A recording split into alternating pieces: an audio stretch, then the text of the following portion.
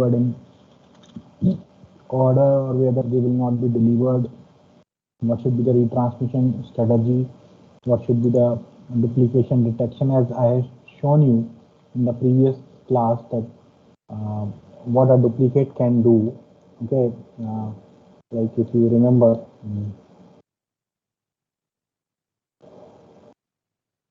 I think I have shown you that what a duplicate can do.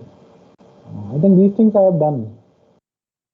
Yeah, that large enough not to cycle within maximum lifetime of segment. I think these things I have done prior to close of a connection or after the close of a connection. So we were doing basically this deadlock avoidance also we have done, because this when suppose A and B are communicating, we sense a frame A and I with W0. So that means it acknowledges all the segments up to I minus 1, and at the same time it closes the credit window. Assigning 0 credit means it doesn't want to further communicate, right? So then once this segment reaches at the side of A knows that B has closed the connection, B has closed the window. So then immediately we send another segment with A and I and WJ, where it feels that it can assign some new credit to AA. So then it immediately sends this, but this failed to reach at A. So there is a deadlock occurs between A and B, because A thinks that the sender thinks that the receiver has closed the window,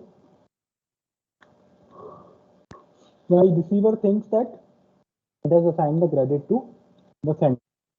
This deadlock condition occurs, so no communication happens, and to avoid this kind of a deadlock, a persistence timer is used.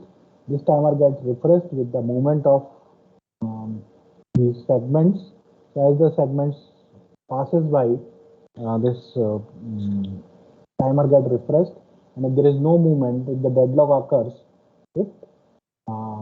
the timer expires, and then this deadlock is being broken by sending some previously transmitted frame.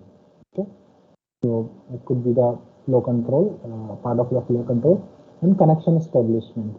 So I told you that connection establishment for a like in an unreliable network is there are some issues like with two-way handshake, right?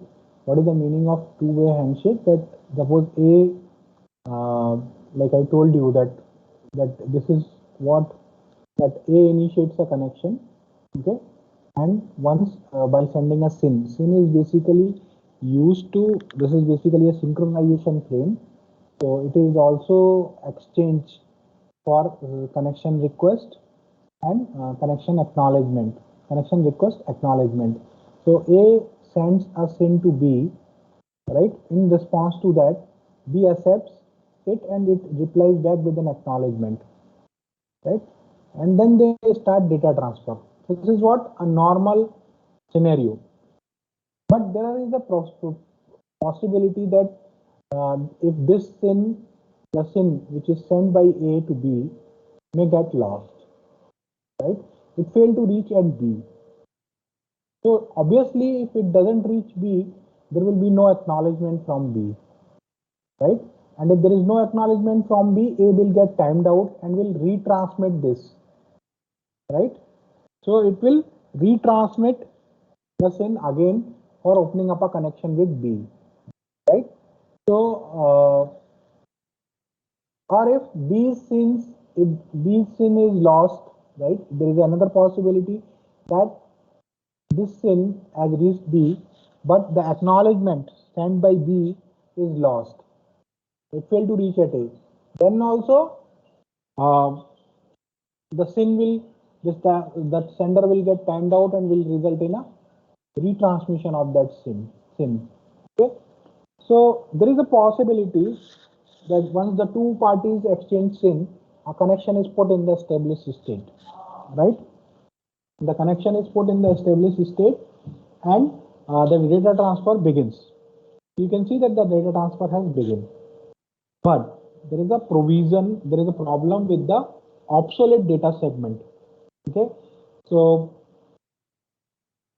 just see this example I have shown you, that this connection is closed, right? This connection is closed between the two TCP entities. The connection is closed. Then suppose A initiates a connection request by sending SYN to B. B replies back with a SYN. Connection is established. Data transfer begins, and A transmits frames starting segments starting with sequence number 1, 201, 401, like that. And before this 401 reaches at B's side, this SYN arrives over here. So this is an obsolete segment which is coming from a previously closed connection. Okay, this SYN which was a part of the previous connection. Okay, this serial number 401. So, and it appears over here. So it will be considered as a valid segment, while this valid segment will be discarded by the receiving TCP entity. So what is the solution? That the sequence space, first of all, the sequence space should be large enough so that it is not repeated in the maximum lifetime of a segment lifetime, right? And start each new connection with a different sequence number that is far removed from the last sequence number of the most recent connection. So if we should avoid using a new connection with the same old sequence numbers. We should start always afresh with a new sequence number that is far from the last sequence number, far away from the last sequence number, or the most recent connection, right? So, so this is another problem that occurs.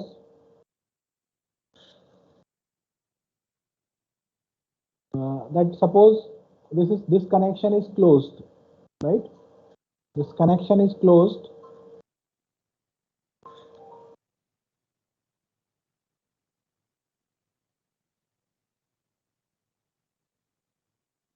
Connection is closed, right?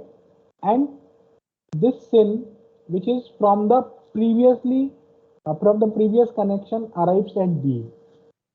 Okay, so once it appears at B, B feels that A has initiated a connection request to B.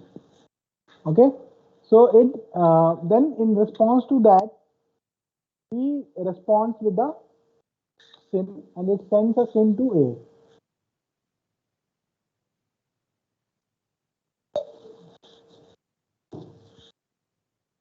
Okay, sends a SYN to A, and A feels that okay, but this SYN, so it replies, so this is what the SYN I. Okay, so SYN I, the sequence number of a SYN is not matching. So once this SYN I arrives at B, it replies back with a SYN J. So that is what the sequence number, I and J is representing what? The sequence number. This sequence number doesn't match because it gives an acknowledgement of I plus 1, right? SYN J. So that means when we respond, A finds that it is a new sequence number. Okay, and so by the time, so B discards this duplicate SYN. So by the time A also sends a another SYN, so B discards it, assuming it as a duplicate SYN, because but this SYN K is original one, right? So, and once the A starts sending the data with this sequence number K plus 1, B rejects this segment as a out of sequence. So this kind of problems may arise when this obsolete SYN or an obsolete data segment appears after the close of a connection. And I have also shown you in the previous class that the similar kind of issue that results in after during the before the close of a connection, right? If the connection is not yet closed, then it appears, right? So this creates an issue. So this basically results in duplicates and sometimes in rejection of segments. So what is the solution for this? So the solution is that so far what we were using these SYNs. Okay, these SYNs were used, then we were using some sequence number. Okay, so it was a kind of a two-way handshake. But now what we want, this problem can be resolved using a three-way handshake where each SYN has to be explicitly acknowledged. Okay, everything as initial sequence number will be given to everything, and then it will be acknowledged. Just you see, this A is giving a SYN I. A initiates the connection with SYN I. B accepts and acknowledges it by sending a SYN J and acknowledgement I plus 1. Right? So this is what acknowledgement, that means it is acknowledging the SYN I plus it is sending a SYN J to establish a connection, to put the connection in the established state. Right? Then A acknowledges and begins transmission. So both the parties' SYN should be explicitly acknowledged. Right? You can see here that this SYN is also acknowledged. SN I plus 1, that means sequence number I plus 1, the segment sequence number is I plus 1, and acknowledgement is J plus 1. So that means it is acknowledging this SYN. So the SYNs are explicitly acknowledged, right? So now you see that if an obsolete SYN arrives, how this problem can be resolved. So if a SYN I arrives from a previously closed connection, right, and B assumes that this is a fresh request from A, and it responds it by sending a SYN J with acknowledgement I plus 1 to A. But A finds it that it is out of sequence because A has not initiated any connection request. So it finds it as a out of sequence. So it rejects simply by sending an RST command, reset A and J. So A rejects B's connection request.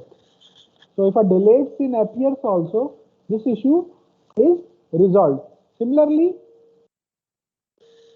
any delayed segment also, if it appears, then also this issue is resolved. You just see that A initiates a connection with SYN I, it acknowledged with SYN K, A and P, acknowledgement this, then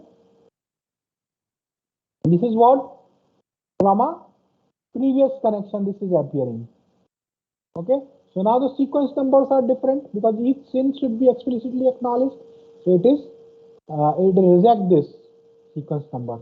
Then by the time it receives SYN J, A and I plus 1, so that is what the connection is put in the established state, and then the data transfer begins with the new sequence, with the sequence number I plus 1. Is it clear or any doubt is there?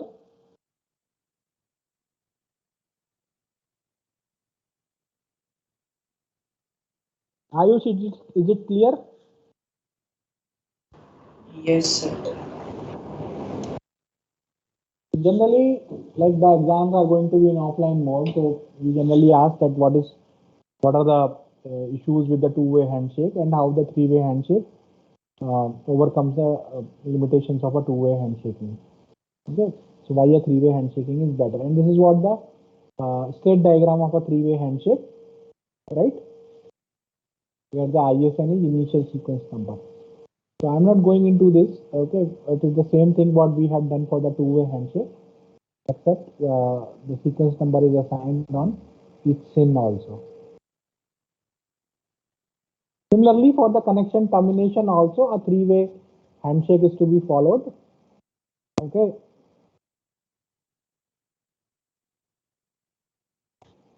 So the same way, each FIN should also be acknowledged. FIN I, FIN J, same way, each FIN should also be acknowledged. Like if it sends a FIN I, it will send a FIN J, A and I plus 1, right?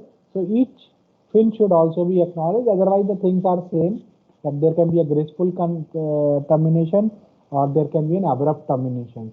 Graceful termination will save your data, while the abrupt termination will result in loss of data.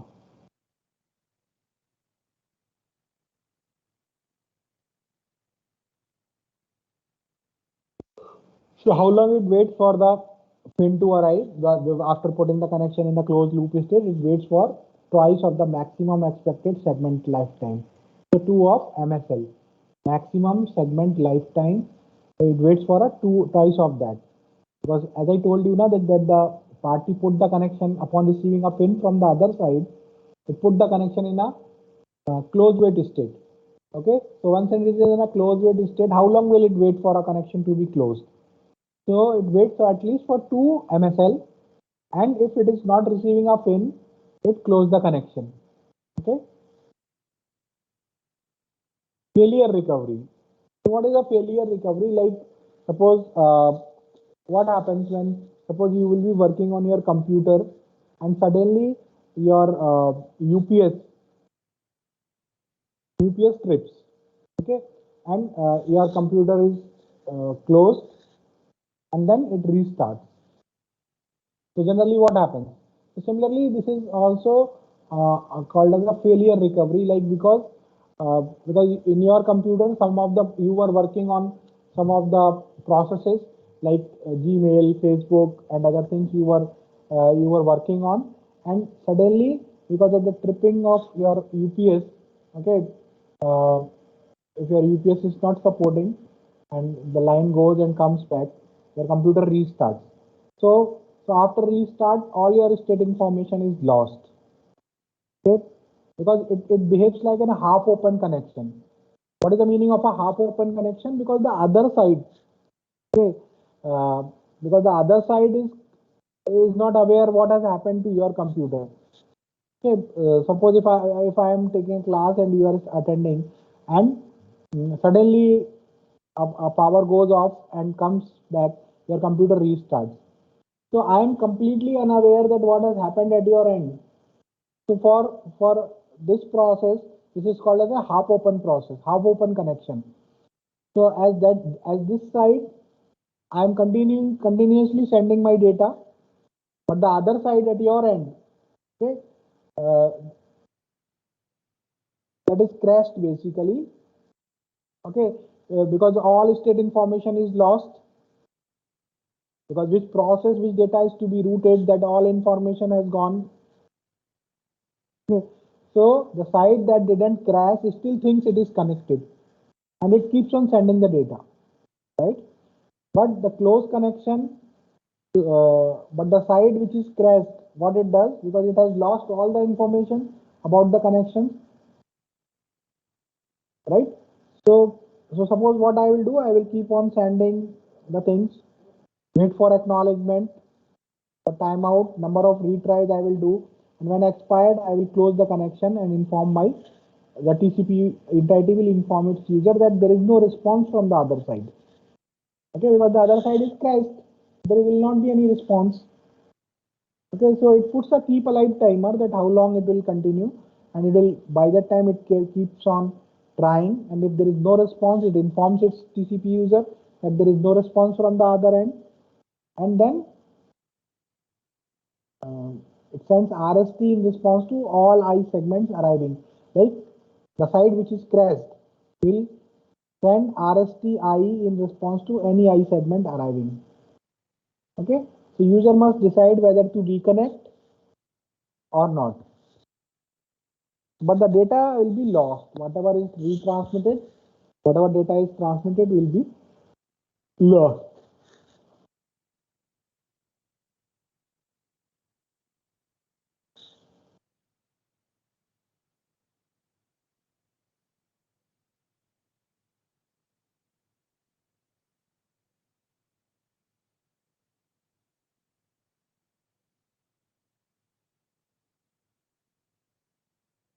So this is about TCP. So TCP is like transmission control protocol. And there is also if you are interested, there is an STCP, Stream Transmission Control Protocol. Okay, so that is also similar to TCP. some differences there. So there is a transmission control protocol. It is a connection oriented protocol. It is used for reliable communication. Okay, so it is suitable for both reliable and unreliable networks. So there are two ways of labeling data. Okay, what is data labeling basically? I told you now that the TCP has its own discretion that how will it what will be the size of a segment. Okay, so suppose as I told you that there is a TCP entity and there is a TCP user. Okay, application means TCP user is some application like a Gmail, Facebook, that is what a TCP user. And what is TCP entity? That is working on this system, right? So this, what TCP does, there are two ways to label data. One is data stream push, another is urgent data signal. What is data stream push? So TCP is receiving data, okay, from its user. So user is sending data to TCP. TCP constructs a segment. Okay, it keeps on, it receives data. Okay, it keeps in a buffer. Okay, keeps in a buffer and keep it and keep on receiving and keep it in a buffer, and it decides that what should be the size of it, and it sends the data with a push flag to the user. So whatever data is accumulated so far, okay, or whatever data is required to form a segment, once it is done, it send that data using a push flag to its TCP user. Okay, so that is so it avoids waiting for full buffers. Generally, when a segment will be made, when the buffers will be full, so TCP has its own discretion to decide that. So once it decides to send the data to the TCP user, whatever is assembled in the buffer, it make a segment, and with the push flag, it sends it to the TCP user.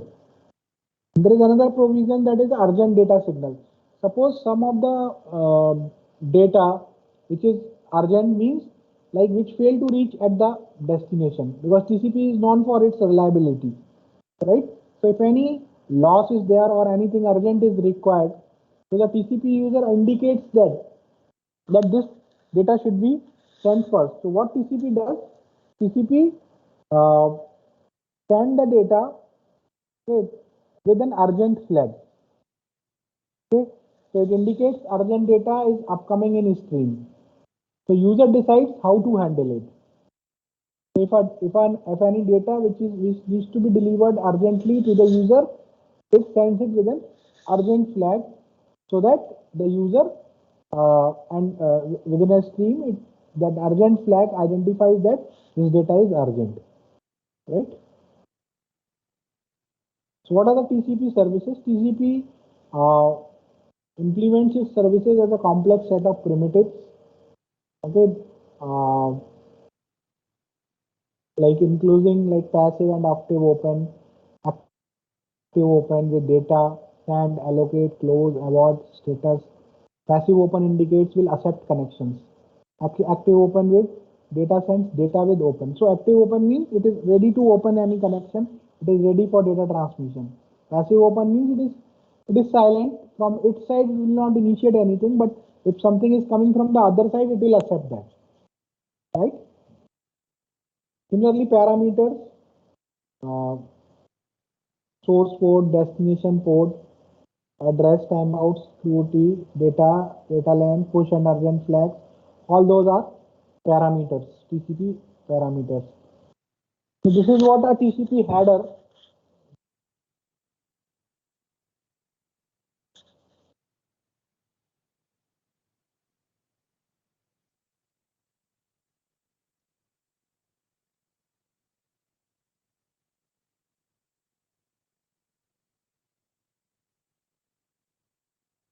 You can see there are this header, the minimum header size is of 20 octets, right?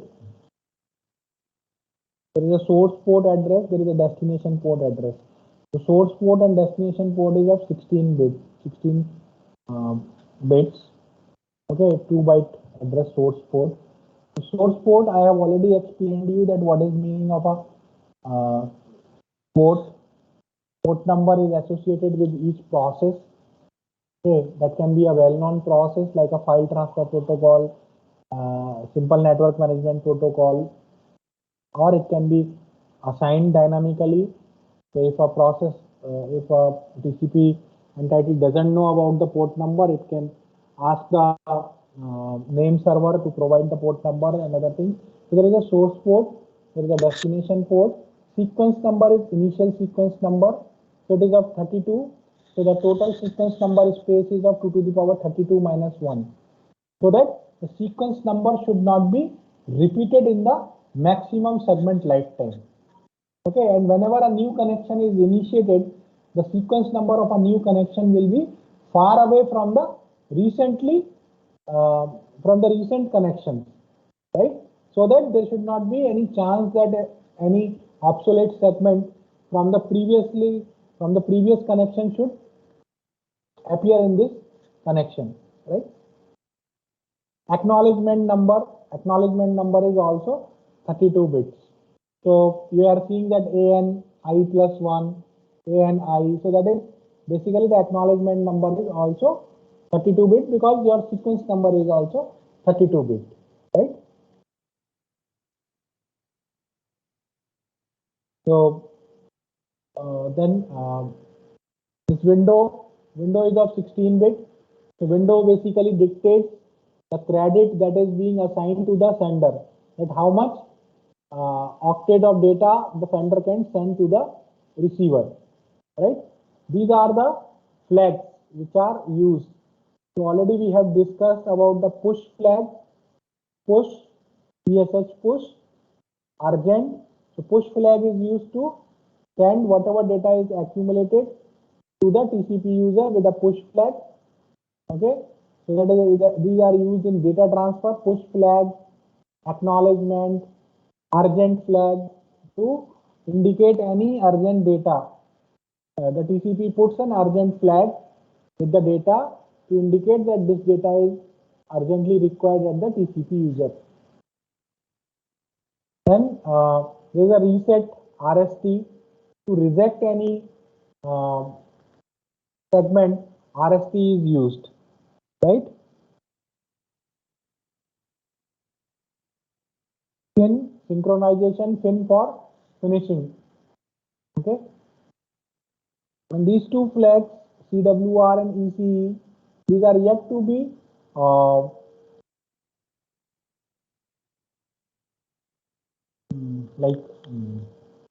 recognized, or you can say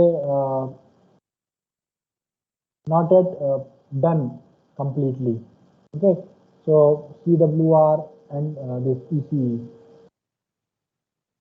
explicit congestion and congestion window. Okay, so all these things, this are related to the congestion. The checksum, just what we have seen in the IP header also, checksum. Then the urgent pointer. So with the urgent flag, there is a 16-bit urgent pointer which identifies the position of the urgent data in the stream of data. So where exactly the urgent data lies. So that urgent pointer, once added with the sequence number, will provide you the position of the urgent data. So this is what the stream is starting. So and in between the data is there. So the urgent pointer will indicate that this is the position of, once added with the sequence number, it will provide you the position of the urgent data. जैसे आपने देखा था ना fragment का,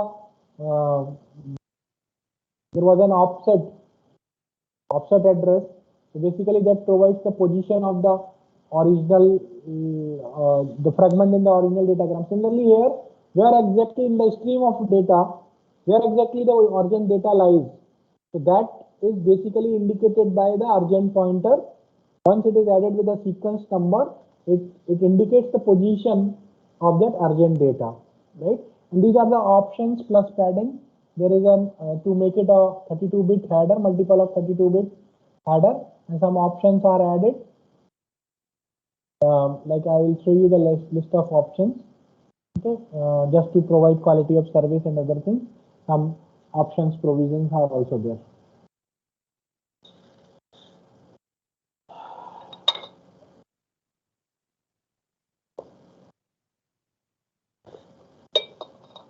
See, all the parameters used by TCP,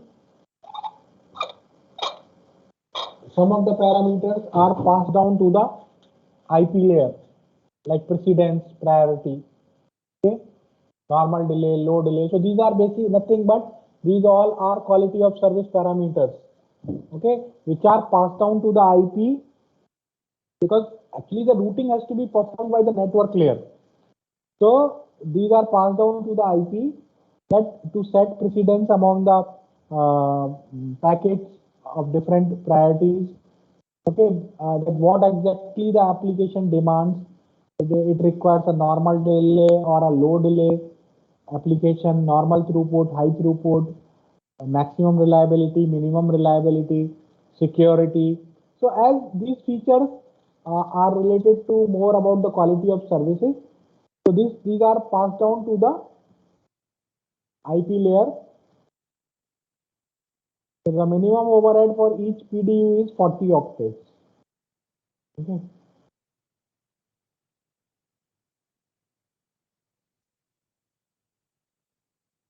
So what is the TCP mechanism for connection establishment? Basically here for connection establishment we use three-way handshake. As you know that all the SYN and ACK are explicitly acknowledged. Then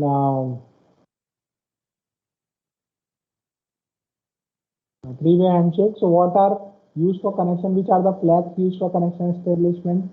SYN, acknowledgement, right? So connection is basically determined by the source and destination sockets. So sockets means it identifies a host by an IP address and a port by a process port number, right? When you combine them, it gives you a socket address, right?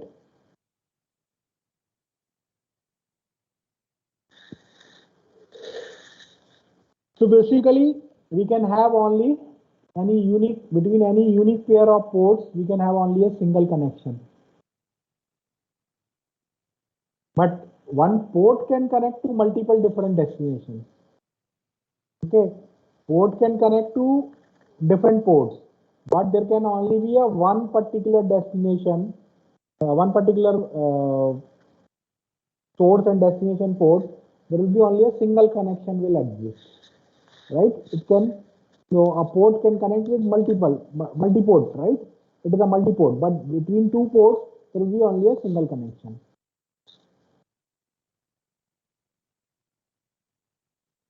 So data transfer mechanism. So data transfer is done as a logical stream of octets. Octets number modulo 232 to the power 32. That modulo means once they are ended, once again it will begin from 0, right? So flow control uses credit allocation of number of octets. The data is buffered at both the transmitter and the receiver end. So and it is sent when the transport entity is ready to send, unless push flag used to force send. Push flag is used, whatever is accumulated, it will send to the TCP user. If it is not completely buffered, otherwise it will wait once the data is buffered completely, then only it will be sent. And flag data is urgent, it sends immediately. If receive data for current connection, reset flag is set on next segment to reset connection. So, if there is a mismatch, in the sequence numbers. Okay, so obviously the TCP entity can use a reset segment to reset the connection. Okay. As far as the close is concerned, connection termination is concerned, again graceful or abrupt.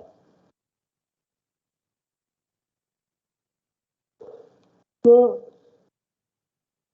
abrupt termination can result by once the two parties exchanges the RST segments, the connection is put, or close graceful close के लिए the TCP user close primitive, then the connection is put in the close wait state. So often is sent to the other side. So once the other side TCP entity put the connection in a fin wait state and inform its user that a connection close request has been received. Then during this period of time, the data in the target is being recovered, and then the TCP user signals that the connection can be closed.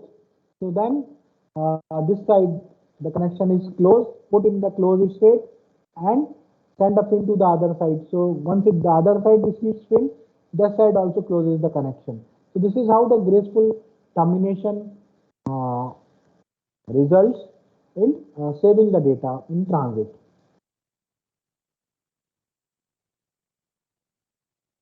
So what are the TCP implementation options? So TCP standard precisely specifies the protocol, some policy options, implementation policy options. There are many policy options, right? Like what should be the SAN policy, what should be the deliver policy, what should be the accept policy, retransmit policy, acknowledge policy. So implementation may choose alternative options which may impact performance, right? But in general, what that means is what should be the SAN policy for a TCP? So if there is no push or close, TCP entity transmit at its own convenience and credit allocation. So if there is no push flag used, means if there is no pressure on TCP to send the data, it does it with its own convenience, right? So data is buffered in transmit buffer and can construct segment per batch of data from user. So it can construct, it can quick, like suppose there are two ways to deal this, to see this. Suppose if you make a segment with larger data, right? So that will be, you have to wait for a certain period of time, okay? So in that case, the responses will be very low because it will take time for the data to buffer. And then you will send. So though larger data will be there, overhead will be less. Okay, so but the responses will be slow. Between a TCP entity to the TCP user, the responses will be very slow because the data buffering will take time. On the other side, if you think that if the TCP constructs a small segment, so obviously a segment will have an overhead. So that with the same amount of data, okay, suppose I said 5,000 octets. So once TCP is doing 1,000 octets in one segment, so there will be only 5 segments. So obviously the overhead will be less. Another way of doing it, but only 5 responses will go. So that too, because 1,000 octets of data accumulation will take time. But on the other side, if you see that if you make an octet of 100 octets, right? So definitely there will be 500 segments. So 100 octets of data can accumulate faster than 1000 octets. So obviously the overhead in each segment will be higher, but there will be quick responses, right? So sometimes these quick responses are not good because every response generates an interrupt. Okay, so there will be more number of interrupts will be generated.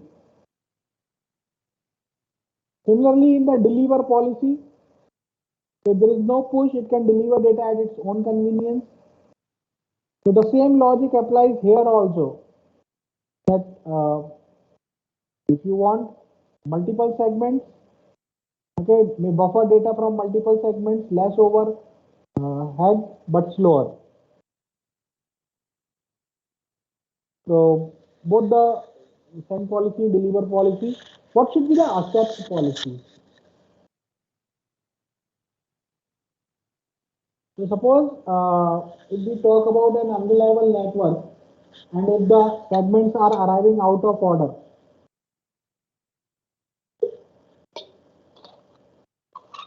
So what should be the TCP policy to accept the segments?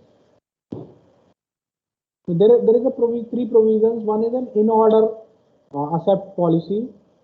So in order accept policy says that if all the segments are arriving in order, then only it will accept. Otherwise, it will discard all the segments. Okay.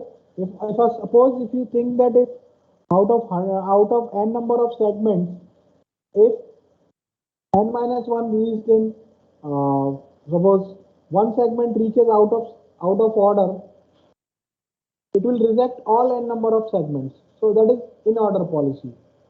Okay. So it is a simple implementation that if all the segments are arriving in sequence, it will accept. If not, it will not accept. But it overburdens the network, because if, as I said, if one segment appears out of order, it will discard all n number of segments. Once and then again those all n segments need to be retransmitted, so it will overburden the network. The second accept policy can be in window policy. So as you have defined a receive window size at a 200. So in this window size, okay, if the segments are falling in that window size, it will accept all segments within receive window. So it reduces transmission, but it requires a very complex implementation, because segments are arriving in a window means if you have set 200, let us say, so then again sorting is to be done and finding out which segment has reached, which has not reached. So it is again a very tedious implementation, and moreover buffering is required for all the segments till all the segments reaches there, right? Another is similarly retransmit policy. So what should be the retransmit policy? Which are the segments to be retransmitted? Okay, because there is a queue of segments transmitted but not acknowledged. Okay, that can be the policy of the receiver to hold the acknowledgement so that it can acknowledge, so that it can give a cumulative acknowledgement, or the acknowledgement may be delayed. So what should be the policy for the retransmission if the segments are lost, or if the positive acknowledgement fail to reach at the sender? And what should be the retransmit policy? So if acknowledgement is not received in time, there are three such policies given over here. The first only. So there is only a single timer is used. Okay. So it sends only. So if there is a queue of segments, so the first segment is sent, and there is a single timer used. Okay. So if this segment is not reached back, the acknowledgement of this segment reaches back in time before the sender times out. Okay. It sends the new segment, refreshes the timer, sends the new segment, right? But what is the issue? It has got a long delays. पहला जाएगा, फिर दूसरा जाएगा, then like that it will continue. If any segment fails, it will be retransmitted. Then the next one will queue. In queue will be transmitted. There is a batch. Another one is a batch. So the queue, in this queue, all the segments, there will be a single timer for all the segments in a batch. We will say n segments in a batch. All the n segments, so it will send, so it will be transmitted as together.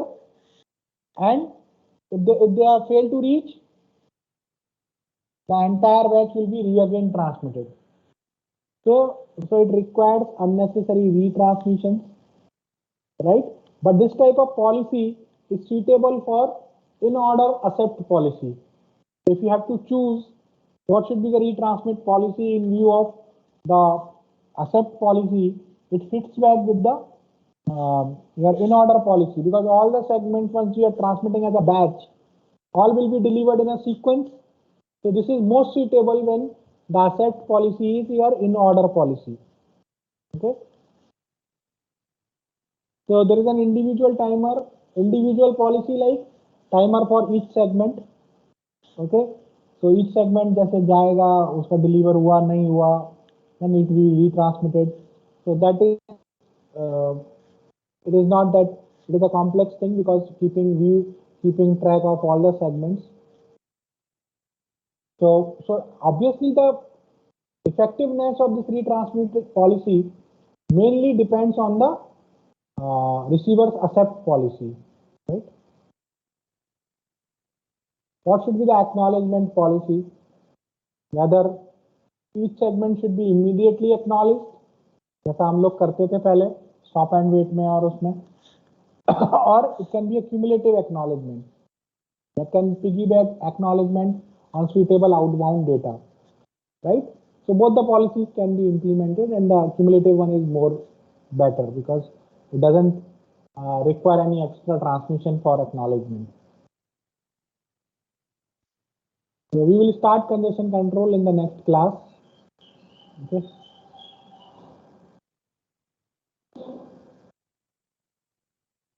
So the next week you can expect your third quiz on next Friday, right?